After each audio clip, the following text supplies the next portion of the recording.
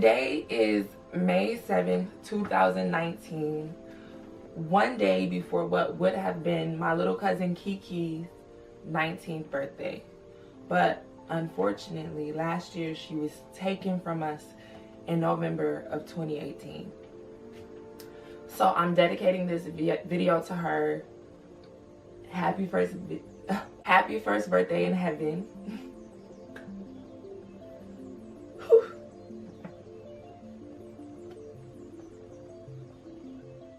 And may you rest in peace. Okay, this is starting out like way harder than I thought this would be. This is like my second time trying to do this, but I'm about to get through it right now. So like every day now when I get on the internet or I get on social media, there is a new case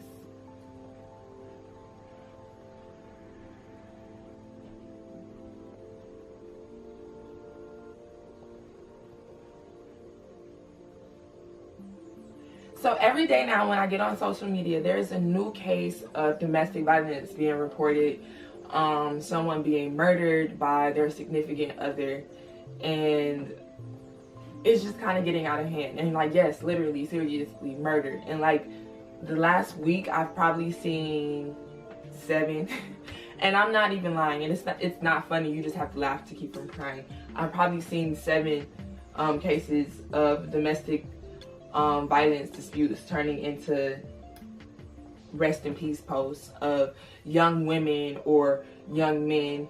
Lately, mostly it's been young women being murdered by their boyfriends or their husbands. But men do also experience domestic violence. So sometimes it is the other way around. And I just think that this is something that we need to talk about. I think that first we need to start with the victims. Obviously, first we need to start with the victims because that's who we're trying to save, and those people are who we are trying to protect.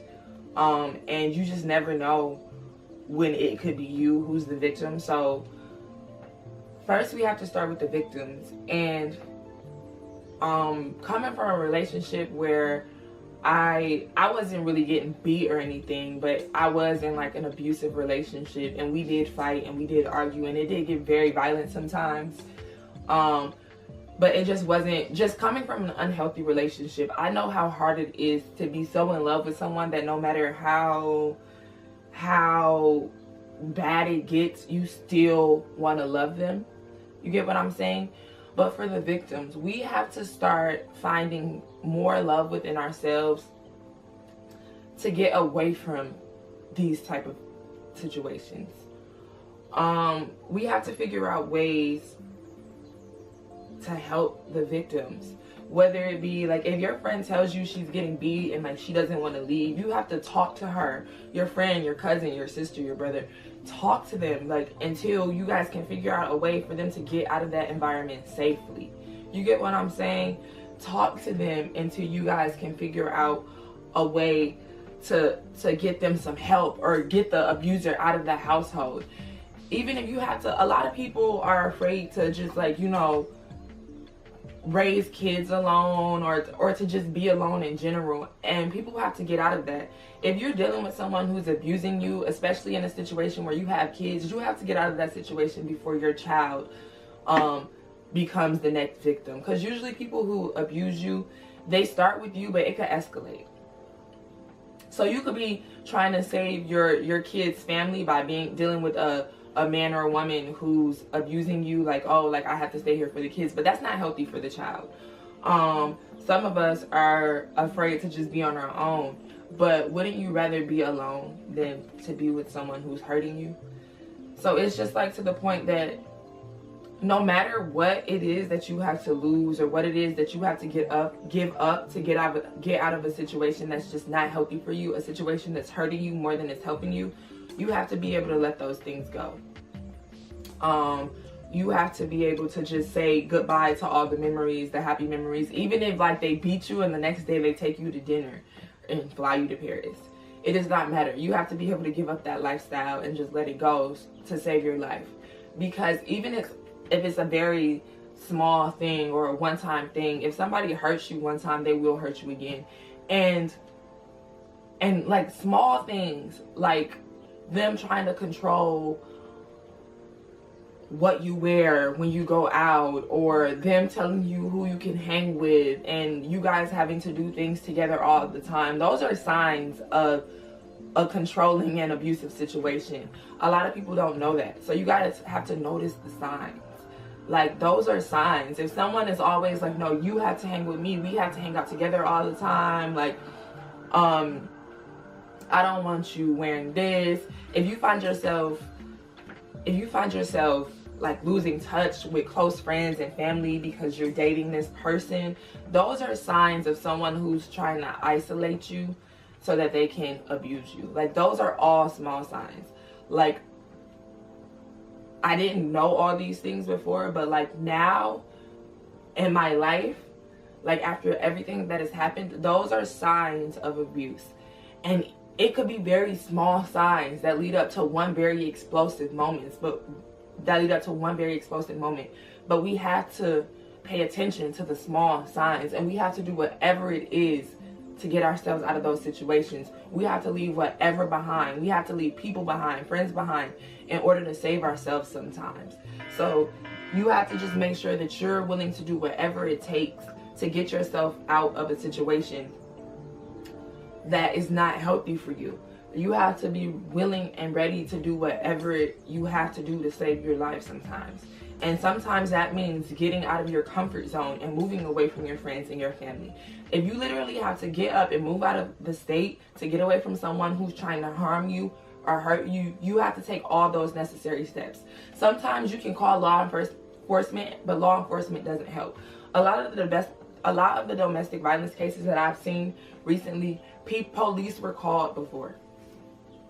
People called the police on their significant other before, but still were somehow in that situation.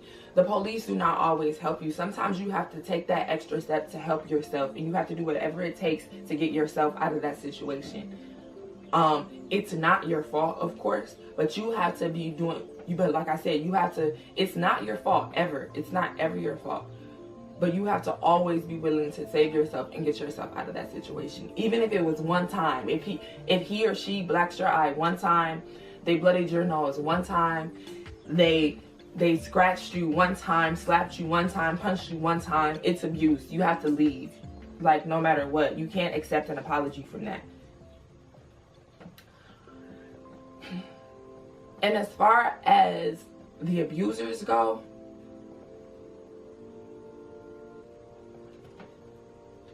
you have to learn as an abuser that you can't control anyone. No matter what you do or how much you do it, you can't control anyone. And hurting someone is definitely not a good way to control them. Hurting someone is not going to make them stay. And if you kill the person that you love so much, that you wanted so deeply to stay with you, that you killed them because you didn't want them to go be with anyone else, how are they going to be here with you to love you? Like, are you okay with letting them go? Like, literally in the physical? Like, literally forever? Like, you're okay with letting them go forever, like, so much so that you'll kill them, but you couldn't live without them when they were here. So does that really make sense? Like, does it make sense to kill the person you love so that they don't leave you? Because once someone is gone, they're gone. You can't bring them back.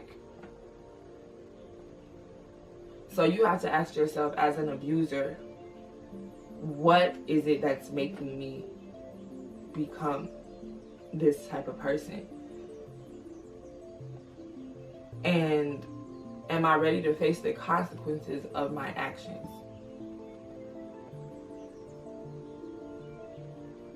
Because once you literally take someone's life because they no longer want to be with you, they are no longer here. You cannot change it. You cannot take it back. Even if you made a mistake and it was just an impulse decision, you can't undo it. They're gone forever. And now families like my family and other families who have to deal with living without their loved ones due to domestic violence are left like without their loved one, and you're left without the person that you supposedly loved so much because you made such a selfish decision that you cannot undo. So you have to really ask yourself, if you're really loving someone to the point that you want to kill them, do you really love them? Or are you just trying to control them? Love does not equal control. And if you really love someone, you wouldn't want to control them. So, like, just ask yourself that.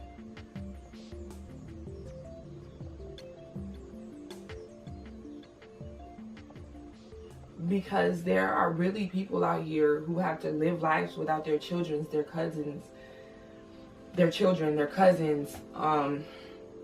brothers, sisters, uncles, aunts, moms, and dads, because people are making selfish, irrational decisions because they love someone so much that they can't live without them. So they kill them. Because I guess that makes a lot of sense in an impulsive mind.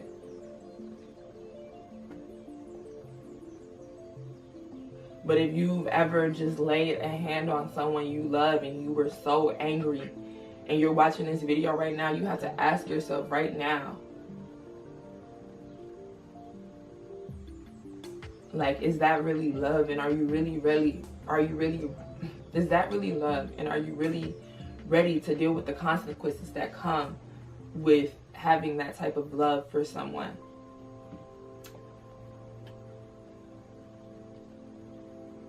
So yeah, anyway, I just wanted to do this video to kind of bring awareness to domestic violence and,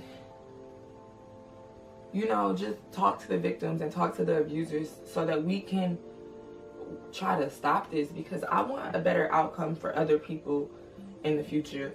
I don't want other families to have to be living in hindsight trying to figure out what it is that they could have done to prevent this a long time ago. I don't want other families to have to wonder in their mind if they knew that it was going on and they didn't just like not pay attention. I don't want to see other like fathers out here hurt like how I've watched my family members be hurt to losing their own child. You get what I'm saying? Because in these situations, that's what's going on. We're just losing people. And no one is really gaining love. And in the end, no one is happy. After all is said and done, no one is happy. No happy feelings have come about. That person isn't here to love you. And they're no longer here to love anyone else for that matter. But I guess like in an abuser's mind in that point in time, they don't want them to love anyone else. If they're not gonna love them, that's not love. That's not love.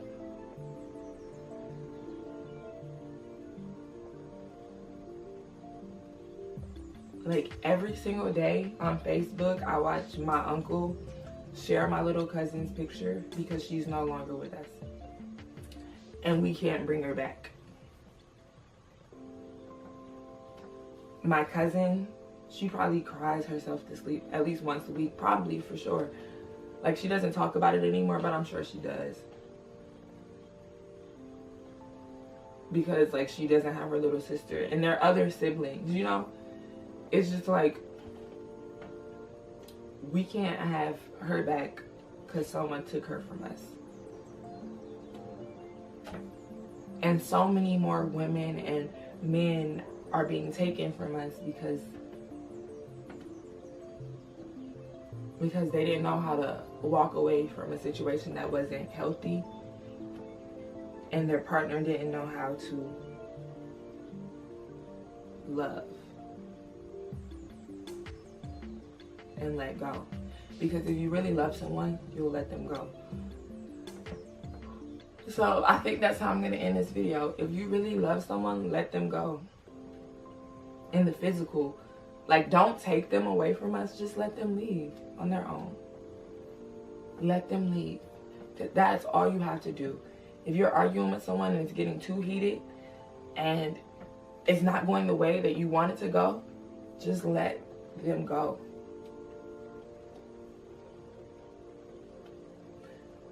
Kiki, rest in peace. We love you. And to every other victim of domestic violence, we love you too. May you all rest in peace. And I pray that we can one day put a stop to this.